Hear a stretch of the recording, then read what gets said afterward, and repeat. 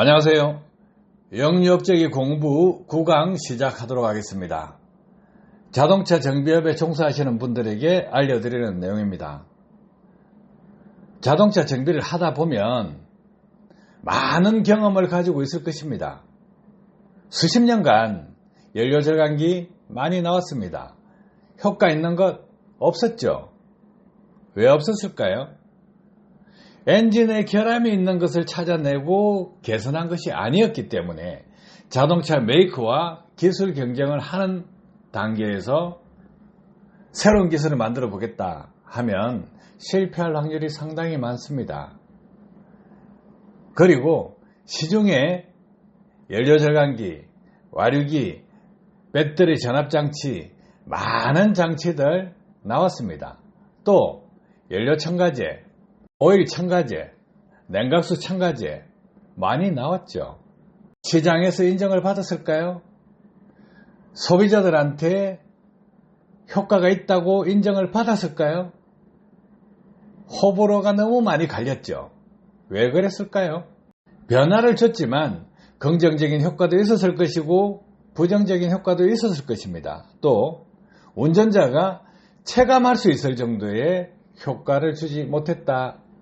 이런 결론 때문에 대다수 엔진 성능을 개선한다 하는 기술들은 사양길로 접어들었습니다. 일선 현장에서 정비업에 종사하시는 분들 수많은 경험을 했을 것입니다. 엔진에 장착한 연료 절감기, 엔진 성능 개선제, 첨가제 이런 부분들, 배터리 전압장치 이런 부분들 다 효과 없다는 것을 알았을 것입니다. 어떻게 알았을까요? 소비자들이 차에 장착해서 오면 이거는 뭐예요? 물어봅니다. 정비하시는 분 관심 많지 않습니까? 물어보면 이거는 배터리 전압장치다, 와류기다, 연료 절감기다, 냉각수 첨가제다 뭐 이런 이야기, 오일 첨가제, 연료 첨가제 많은 이야기가 돌 것입니다. 그런데 소비자한테 어떻게 물어봅니까? 이거 효과 있어요? 물어봅니다. 모르겠어요 하죠, 대다수가. 그러면 모르는데 왜 달고 있어요? 하니까 키가 얇아서 팔랑귀라서 듣고 해봤다 이렇게 하죠. 그러면 떼세요 합니다. 그런 경험 다 가지고 있을 것입니다. 정비하시는 분이라면 누구나 다 알고 있는 것입니다. 그리고요, 어떤 걸 달았는데 부작용이 생긴다 해서 또 카센터 찾아갑니다. 정비사업소 찾아갑니다. 이거 달았더만은 이상하다 이렇게 하면 정비업에 종사하시는 분 떼세요 합니다.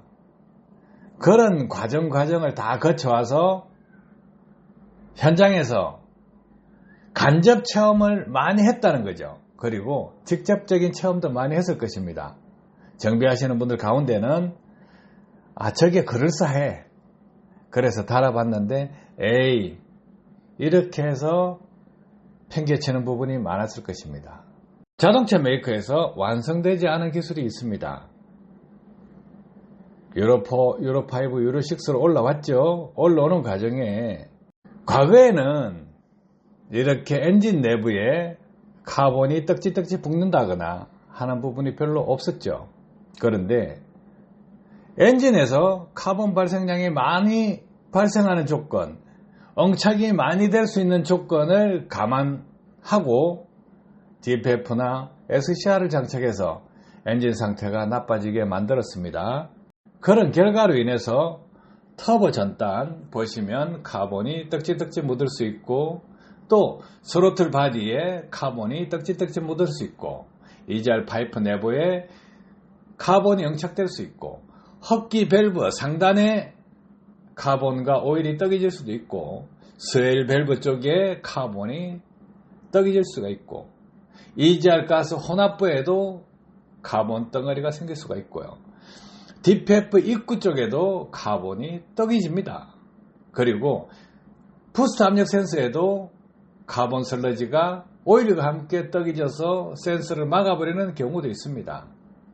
또 디젤 엔진 같은 경우에 흡기 포트 내부에 저렇게 카본이 많이 쌓이고 있고 또 EGR 쿨러 내부에 카본 슬러지가 낍니다.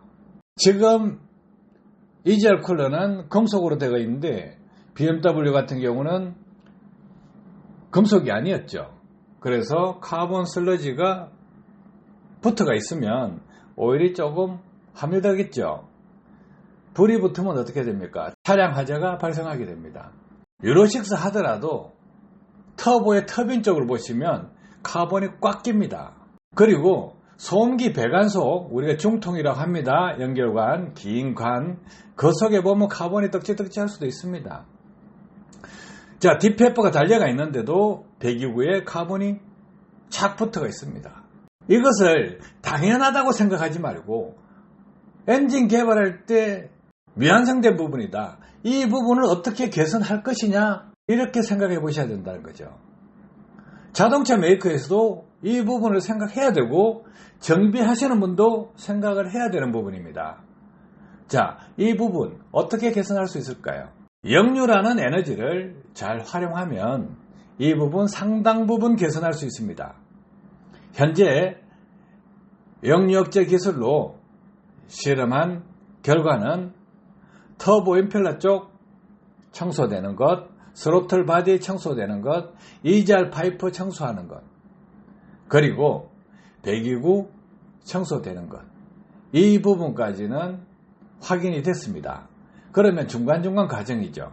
중간중간 과정에 있는 EGR 파이프 내부, 흡기 밸브 상단, 디페프 입구, 이런 부분, 그리고 스웰 밸브 안쪽, 흡기 포트 내부, EGR 쿨러 내부, 터보, 터빈 부분의 내부, 이런 부분들은 확인을 조금 더 해봐야 됩니다. 시간이 걸릴 뿐입니다. 자, 그러면 일정 부분 개선되고 있다는 거예요. 개선되고 있으면 분명히 운행 키로수나 시간에 따라서 개선이 된다고 봅니다. 자, 가시적인 효과가 나타나고 있습니다. 저는 이 엔진 결함을 어떻게 해결하느냐 이론을 만들고 기술을 개발해서 실험을 하고 있는 사람입니다.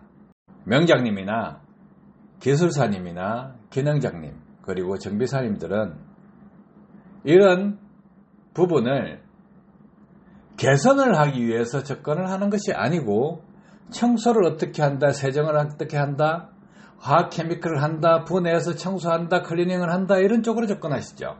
자동차 메이커에서는 이런 부분이 발생하지 않도록 했어야 되고, 정비하시는 분은 이 부분을 부품을 교환한다, 클리닝을 한다, 이쪽으로 접근하시는데, 자, 자동차 메이커나 정비업에서 생각하지 않은 부분, 이 부분을 저는 다르게 생각합니다. 근원적으로 이 부분을 해결할 수 없느냐. 그래서 역류억제라는 기술을 발굴하고 개발하고 상용화시키고 있습니다. 그런데 이런 부분에 대해서 이야기를 하면 일반 사람들, 자동차 엔진을 잘 모르는 사람들, 그분들은 자동차 메이커 직원이나 또는 정비사들한테 이야기를 할 것입니다. 그러면 역류억제가 뭐예요? 하면 황당하겠죠. 모르잖아요. 모르는데 그런 기술이 있어 할 거 아닙니까? 자, 자동차 엔진을 개발하고 생산하신 분, 그분은 역류억제 이렇게 이야기합니다. 역류를 효율적으로 억제하면 효과가 있을 거야 까지 이야기를 합니다. 소음 진동, 매연 감소할 거야, 이 정도 추정을 합니다. 그런데 학술적으로 아시는 분들, 뭐 학문을 하신다 이렇게 하면 박사급이죠. 그분들은요, 또 현장에서 이렇게 일어나는 현실들을 잘 모릅니다. 그러면 현장에 정비를 하시는 분들은 이 부분을 어떻게 개선해야 될지 이 부분에 대해서 또 모른다는 거예요. 해서 역류 현상을 모르면 알아보셔야 됩니다. 알아보려 하지도 않고 또 역류억제 기술이 있다 그러면 체험하거나 실험해보지도 않고 과거의 연료 절감기나 정비 책자에 나오는 그런 단순한 지식을 가지고 아는 척 일반 사람들에게 훈수를 둔다 그러면 어떤 결과로 이어질까요?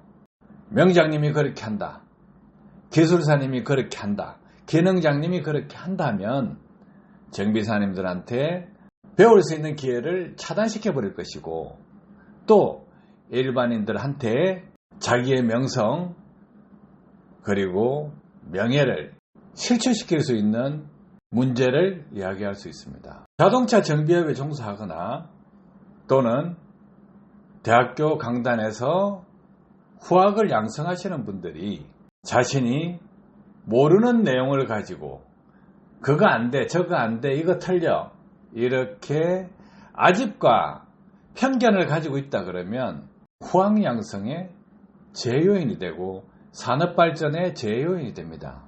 배우고 알고 싶다, 실제로 체험해보고 싶다면 얼마든지 알려드릴 수 있고 가르쳐드릴 수 있습니다.